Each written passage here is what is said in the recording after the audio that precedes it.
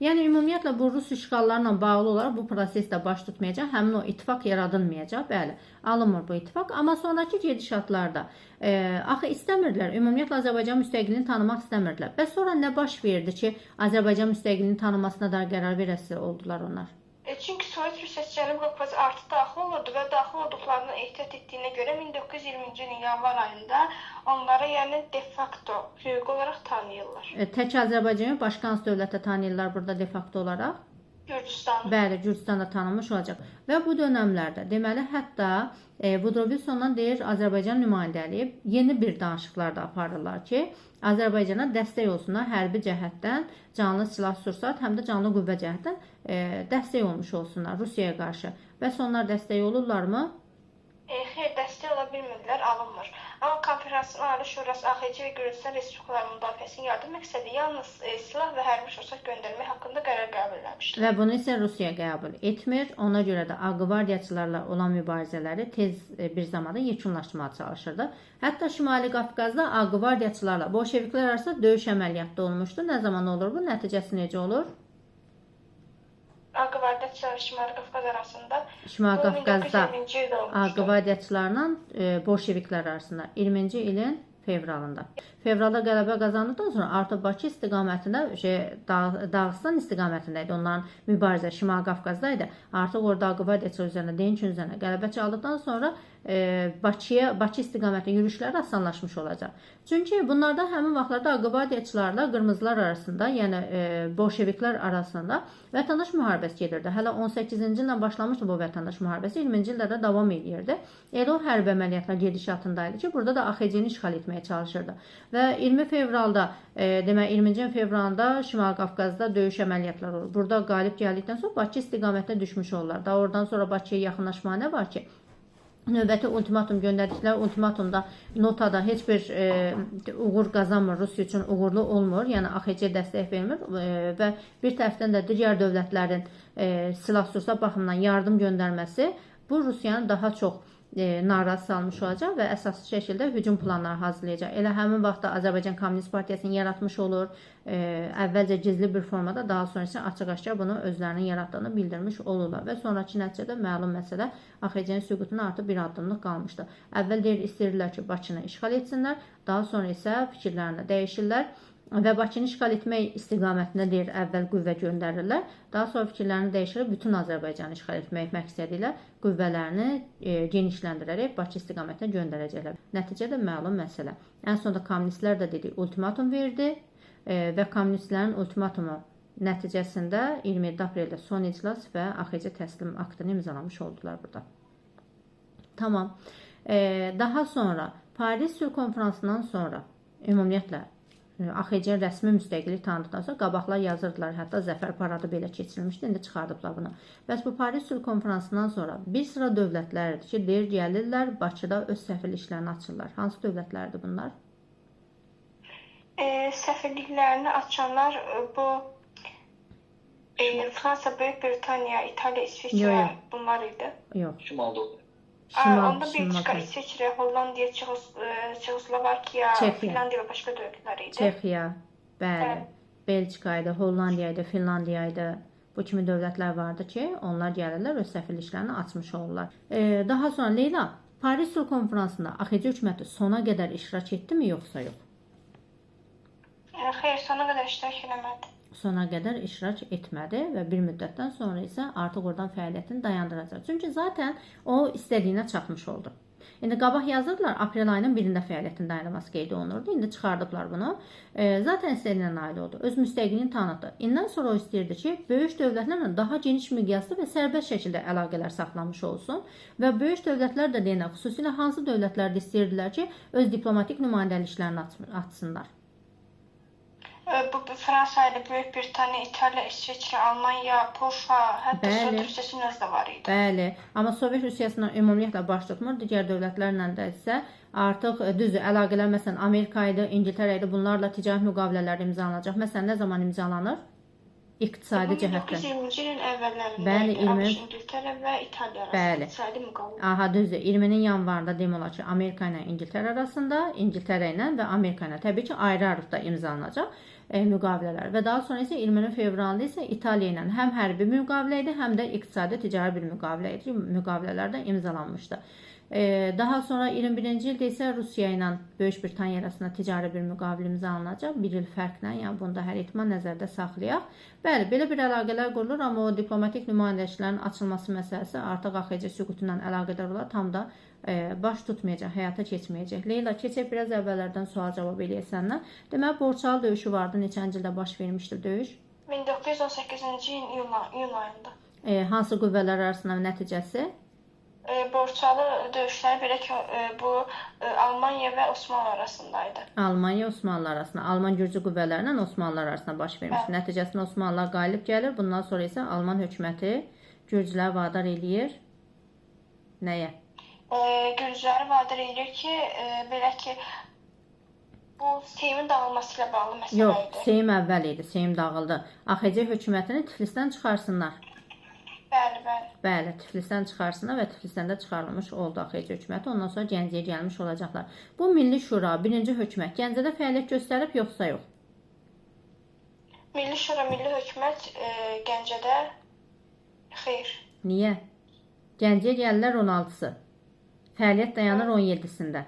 Ondan sonra da hərbi vəziyyət elan olur. Deməli, Gəncədə bir günlük belə olsa fəaliyyət göstəriblər, bəli, deyəcəyik. Həm Tiflis dövrü, həm Gəncə dövrü olubdur. Bəs yaxşı, ikinci hökumət kabineti hansı dövrlərdə fəaliyyət göstərib? Belə ki, iyun ayının 17-sindən dekabr ayının 26-sına qədər. 7-sinə qədər. İkinci hökumət 7 dekabrda fəaliyyətini dayandıracaq axı. Həm deməli Gəncədə fəaliyyət göstərib, həm də Bakıda fəaliyyət göstərmişdi. Bakının azad olması nə vaxtda düşür və mərkəzə çevrilməsi? 18 sentyabrın 17-sinə. 17-sində, 15-də azad olundu, 17 sentyabrında isə artıq mərkəzə çevrilmiş olacaq. Muğan Sovet Respublikası dövrü hansı dövrü əhatə edir? 1919-cu ilin avqustunda mövcud olmuşdu. 19 avqustunda may ayından başlayır, avqustuna qədər. Avqust isə Həbib bəy Səlimovun fəaliyyəti nəticəsində Muğan Sovet Respublikası süqut edəcək. Bundan sonra Muğanla bərabər hansı ərazidə AXC-yə qaytarılır? Lənkəran. Lənkəran ərazisi burada. Tamam. Daha sonra AXC dövründə Naxçıvanda erməni idarəçiliyi mövcud olmuşdu. Hansı dövrlərdə idi bu? Bu 1919-cu il mart-iyul aylarındaydı. Bəli, mart-iyul aylarındaydı. Ona görə yaradılan Naxçıvan genel qubernatoru çox da geniş bir miqyasda fəaliyyət göstərə bilmir, amma sonrakı dönəmlərdə artıq fəaliyyət göstərmiş olacaq burada. Bakı Dövlət Universiteti Azərbaycan tarixində açılmış ilk universitet idi. Nə zaman açılır? 1919 sentyabrın 1-i. Qərar verilir. Noyabrın 1-dən isə əsaslı şəkildə fəaliyyətə başlamış olacaq və elə Bakı dövlətinin açıldığı tarixdə, yəni Bakı Dövlət Universitetinin yaradılmasına bağlı verilən bir tarixdə həmçinin bir neçə gəncin, 100 gəncin daha doğrusu bir neçə dedikdə, 100 gəncin xarici dövlətlərə, yəni hansı dövlətlərə təhsillə bağlı göndərilməsi məsələsi də müzakirə edilir? Avropa dövlətləri idi ki, belə Fransa idi, onun içərisində İngiltərə idi, hətta Rusiya idi, Rusiyada göndərilməsi nəzərdə tutulmuşdu, amma 13 nəfər şagird Rusiya göndərilməsi baş tutmamışdı. Bəli, 13 nəfər gəncin göndərilməsi baş tutmamışdı. Tamam. Bəs yaxşı. Deməli, AXC-də hərbi məktəb yaradılmışdı. İlk hərbi məktəb harda təşkil olunur? Hansı dövrdə? Gəncədə təşkil edilmişdi. 1918 iyun ayındaydı. İyun ayında bu. Təbii ki, ikinci hökumət dövrünə təsadüf eləyir. Gəncəyə köçdükdən sonra idi hökumətin fəaliyyət dövründə hərbi məktəb yaradılmışdı. Sonra Bakı yaradıldıqdan sonra, yəni Bakı azad olunduqdan sonra daha doğrusu Bakıya köçürüləcək, amma bu haqqda da bir məlumatımız olmadığına görə deyə bilmirik. Elə biz Gəncə dövrünü keçirik. Burada əks inqilabla mübarizə təşkilatı yaradılmışdı. Nə məqsədlə yaradılır? Yadımdan çıxdı. Xarici qüvvələrə qarşı idi. Xarici qüvvələrdən xüsusi o təhlükələrdən müdafiə məqsədi ilə yaradılmış bir təşkilat hesab olunurdu. Əks inqilabla mübarizə təşkilatı. Bir də vardı xüsusi təhqiqat komissiyası Leyla. Bu komissiya nə ilə bağlı, nə zaman yaratılmışdı? Xüsusi tədqiqat komissiyası bu mart soyqırımı əlaqədar olan belə ki, neçə mindən artıq insanın İrəvan ərazisi soyqırımına məruz qaldığını göstərirdi 18-ci ildə. Bəli, 18-ci ildə mart soyqırımlarına bağlı idi. Şamaxıda, Bakıda baş vermiş o qırğınlar və orada nə qədər insanın ölməsi, ümumi gedişatlarla bağlı xüsusi məlumatlar toplanılmışdı. Tamam. Bəs AXC-nin ərazisi ilə bağlı ilk dəfə məlumat hansı sənəddə verilir? İstiqlal bəyannaməsində qeyd edilmişdi. ilk dəfə orada qeyd olunmuşdu. Azərbaycandan yaşadığı ümumi ərazinin 150 min kvadrat kilometrə bərabər olduğu göstərilmişdi. Sonra yavaş-yavaş bu ərazilər ayrılmışdı və hətta deyir Xarici İşlər Nazirliyinin təqdim etdiyi bir xəritə vardı ki, sonrakı dövrlərdə bu xəritədə də AXC-nin ərazi bütövlüyünün ərazi torpaqlarının ümumiyyətlə 114 min kvadrat kilometrə bərabər olduğu vurğulanmış. Daha sonra isə bunlar mübahisəli bir ərazi idi. Əlbəttə ki, mübahisəsiz ərazisi isə 97 min kvadrat kilometr olduğu orada qeyd olunmuşdu.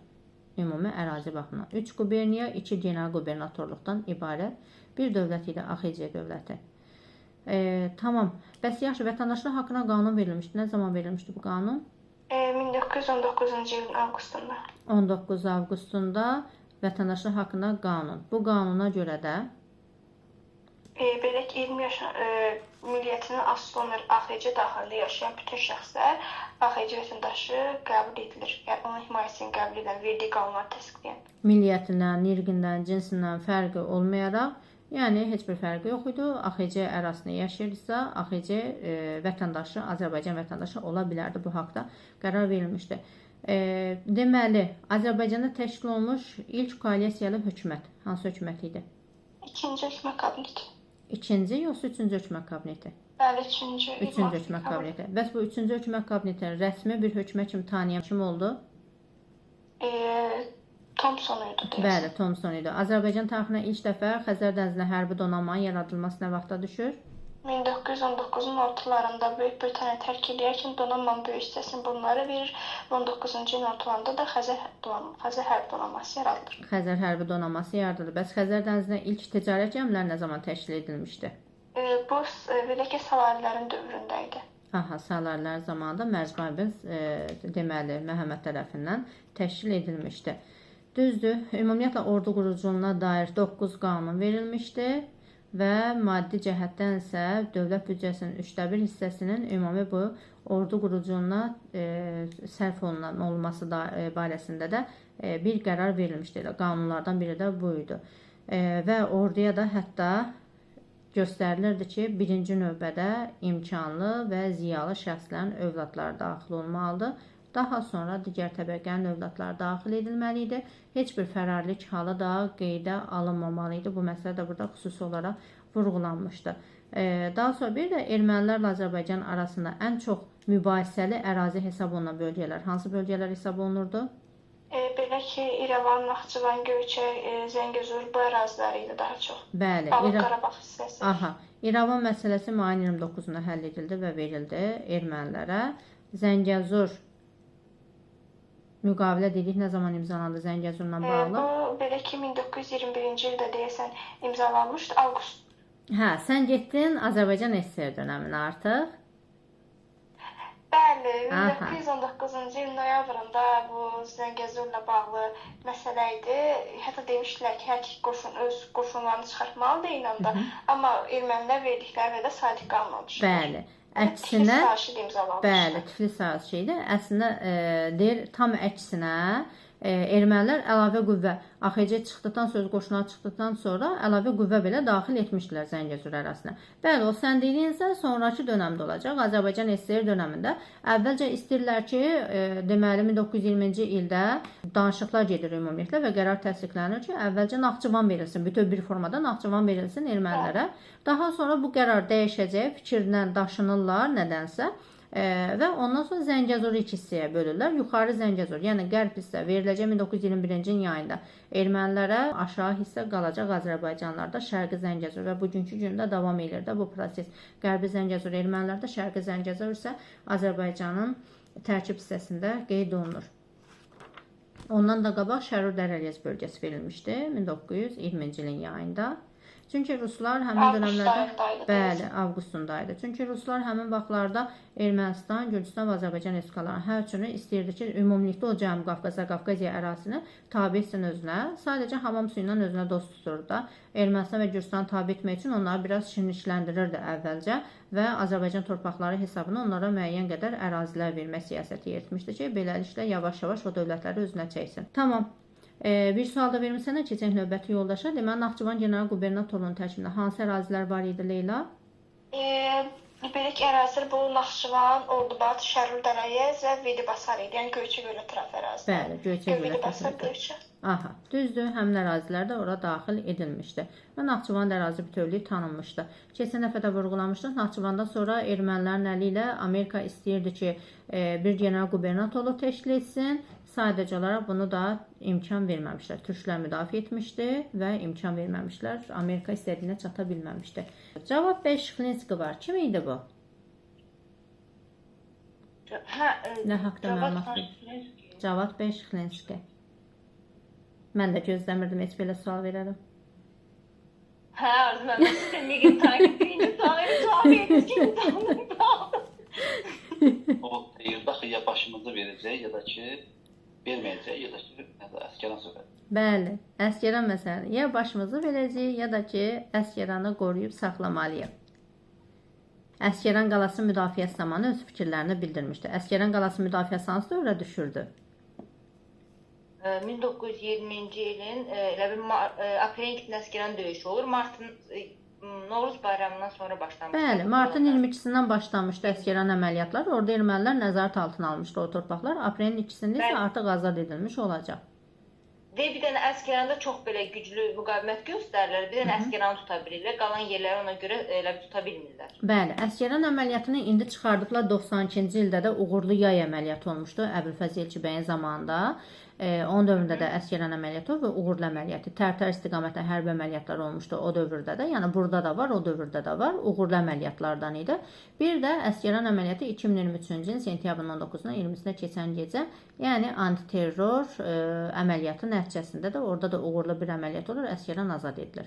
Yəni indi 1992-ci çıxartdıqlarına görə biz onu deyə bilməyəcəyik, amma 1920 və 2023-cü il uğurlu Əsgəran əməliyyatını biz qeyd edə bilərik. Uğurlu Xocalı əməliyyatını biz qeyd edə bilərik. Çünki orada da Xocalı, artıq Xocalı, Xocavənd, Xankəndi torpaqları aradan bəli azad olunur. Bəli, burada da aprelin 2-sində o Əsgəran döyüşündən sonra Əsgərandan Xocalı azad olur. Bəli, azad olmuş olacaq. Şuşa əməliyyatı, uğurlu Şuşa əməliyyatı 1920-ci ilin aprelin 9-12 tarixləri.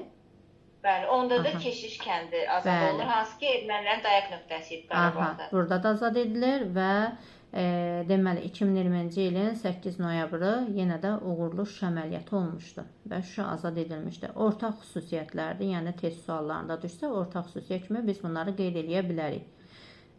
Yaxşı, daha sonra deməli Gürcüstanla dedik müqavilə nə zaman imzalandı? 19-cu ilin iyununda. 19 iyunda hansı ərazilərdə əvvəlcədən mübahisəli ərazilər olan? Borçalı, Axalkəlik, Loru. Axalkələk, Borçalı idi və bir də Loru torpaqları idi. Bəli, bu ərazilər əsasən mübahisəli ərazilər hesab olunurdu. Lorunun ilk dəfə ruslar tərəfindən tutulmasını biz nə vaxt demişdik? Lorunun ilk dəfə ruslar tərəfindən tutulması və bununla da işğal prosesinə başlayırlar. Bəli, 1801-ci ildə. Bəli, 1801-də Qazax, Şəmşədə, Borçalı, Loru, Pənbeş torpaqları. Bəli. Bəs Şah 1-ci Abbas nə vaxt geri qaytarmışdı Loru torpaqlarını?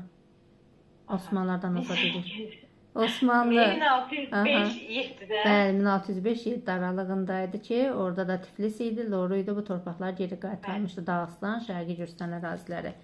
Tamam.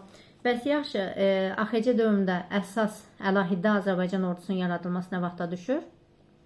1918-ci ilin iyunun 26-sı. 26-sı iyunda yaradılmışdı. Əsas özəyini də təşkil edirdi.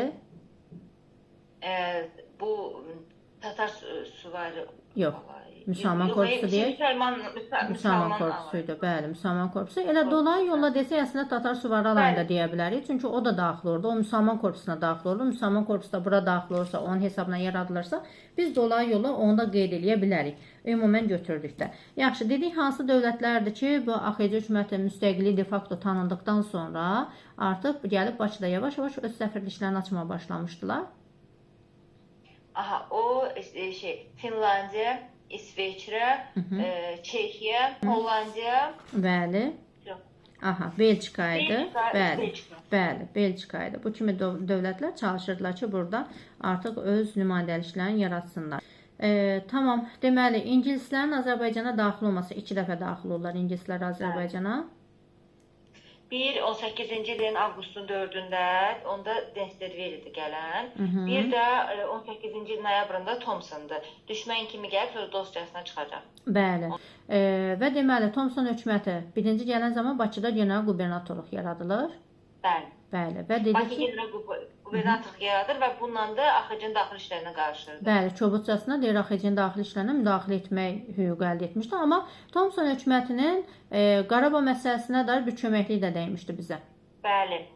Orada olan deyir, Erməni Milli Şurasını ölkədən çıxardır, Qarabağdan çıxardır. Milli Şurasını çıxardacaq, Milli Nümayəndə heyətini oradan çıxardacaq və daha sonra isə elə onun vasitəçiliyi ilə də artıq Xosrov Sultanovla bəli, yerli erməni əhalisi arasında müqavilə imzalanacaq. Və rəsmən Bakıda da bəli. Ki, yəni geri çəkiləcəklər. Geri çəkiləcək, heç bir ümumiyyətlə burada əməliyyatlar keçirilməyəcəklər və dostiyanə yanaşdıqlarını bildirmiş olacaqlar.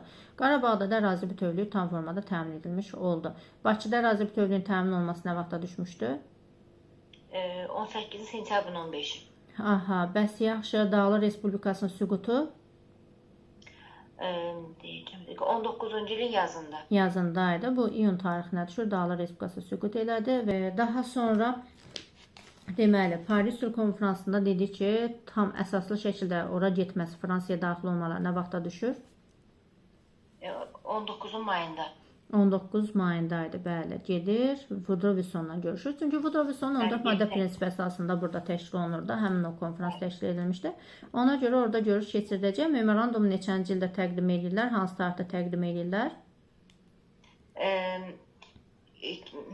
Woodrow Wilsonla görüş mayın 28-dədir, amma Paris katibliyə Fransız və İngilis dilində iyun ayında verirlər. Bəli, iyun ayında 50 səhifəlik memorandum təqdim olundu. Bəli, hansı dillərdə yazılmışdı? İngilis və fransız dillərində. Fransız dillərində, bəli, konfransın katibliyinə. Birdən yazarlar ki, elə birbaşa Woodrow Wilsonun özünə, Woodrow Wilsonun özü deyildi, konfransın katibliyinə təqdim edilir və ondan sonra bu haqda bir ölçü götürüləcək və ən sonda isə artıq dediyimiz kimi Rusiyanın Cənubi Qafqaza yaxınlaşdığını görərək artıq İngiltərənin vasitəçiliyi əsasında dövlətlər Lord George hökuməti idi həmin vaxtda dövlətlər AXC müstəqilliyini tanımalı olurlar. Orada qəbul edilir. Tək AXC yox, Gürcüstan idi. Bəs Qacar dövlət dediyi AXC müstəqilliyini rəsmi olaraq nə zaman tanıdı? 1920-ci ilin martında. Martında tanıdı. Bəli, de jure olaraq, amma hüquqi olaraq da, faktiki olaraq tanımış oldu. Elə həmin vaxtda da harda Azərbaycan konsulluğu açılır? Həm İran Qacar dövlətində, həm Bakıda səfirlik. Ümumiyyətlə qarşılıqlı bu əlaqələr, münasibətlər quruldu. Dedi, Ermənistanla da Azərbaycan bir-birini rəsmi dövlət kimi tanıdı mı? Bəli, tanıdı. Rəsmi orada dövlət nümayəndəlik yaradılır. Bəli, orada da nümayəndəliklər yaradılır. İrəvanda Azərbaycan nümayəndəliyi yaradılmış olacaq. Hansı dövlətlər dedi ki, bu Paris Sülh Konfransı keçirilən bir zamanda istəyirdilər ki, əlaqələr yaratsın Rusiyaya qarşı? Əməkdaşlıq belə edirdilər.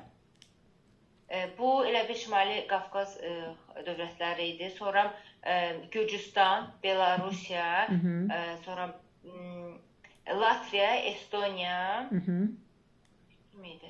Latviya, Estoniya, Gürcüstan idi, Ukrayna idi.